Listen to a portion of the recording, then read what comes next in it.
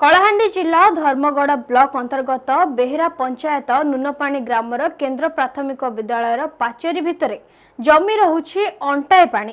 कारण गत किछि दिन लगातार भावे वर्षा होउथबा बेले विद्यालय रे वर्षा जल निष्कासन पई कोनोसी व्यवस्था नाही, जहा फल रे विद्यालयर कुनी कुनी छात्र जमी रहिथिबा पानी रे प्रतिदिन जीवा आसीबा करूछन्ते।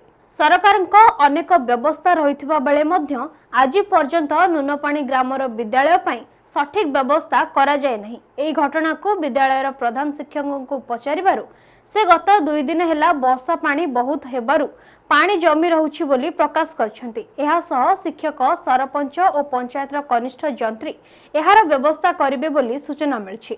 ब्यूरो रिपोर्ट नीलाद्री छाया मीडिया। एबे खबर पई हम चैनल को लाइक, शेयर और सब्सक्राइब करंतु। रहुछि नमस्कार।